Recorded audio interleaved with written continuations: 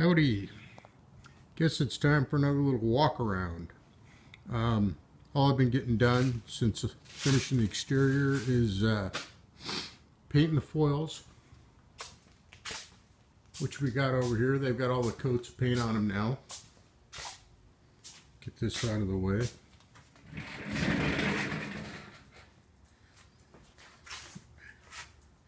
So those are just waiting for paint to get hard.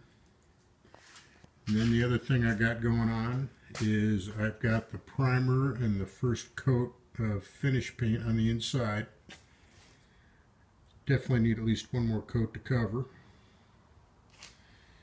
But then when that's done, I'm ready to turn her back upside down and paint the bottom. And then while I got it upside down and I don't have to walk on it, I'll get the floor painted up, which I've got covered with some cardboard there. That's my step stool to get in and out of the boat. It's a pretty good step from there to there. And then we got the rest of the exterior painted here. Paint right down in those rain gutters. I'm going to have a 90-degree angle on the outside of those with the web turned in to make a slot for the acrylic plexiglass drop boards. And those, I just cut those in there to, if water got in and started running down the rails, to give it a way out instead of into the cabin. Might be completely useless. Might work great. Anyway, I had the saw, thought about it, did it. We'll see. Slot top action. Panels and transom all done.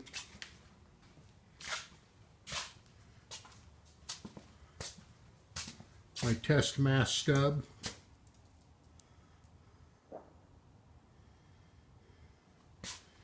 And then I've come to the conclusion I'm going to mount two Group 24 batteries. Here's the boxes.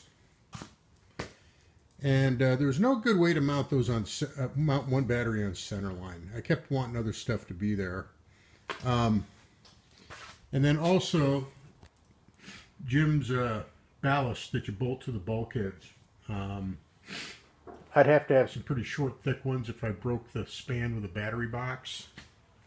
So where I'm actually going to put those, and why I went to two, is one right there, right at the upright, and then one on the other side.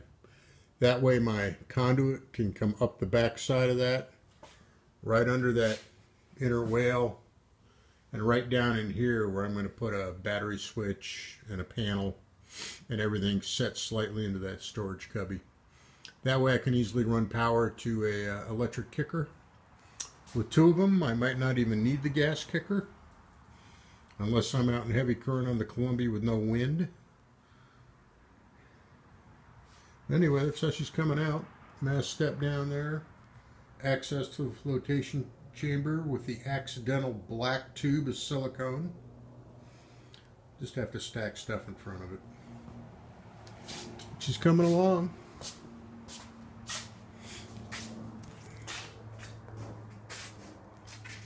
Definitely be ready for next spring. The only thing I have left to really build is the mast, the yard, and the boom. And I'm just waiting until I run into the right wood for that. That'll all be quick and easy after all this. I gotta say, it takes me twice as long to put one coat on the interior as to paint the whole exterior of the boat. A lot of nooks and crannies with all that cabin framing. I was wondering why Jim thought I was so brave to tackle this, but there is a lot of little framing to the cabin. A lot of angles. None of it's super hard, but it's kind of tedious. But I'm going to have one safe, comfy boat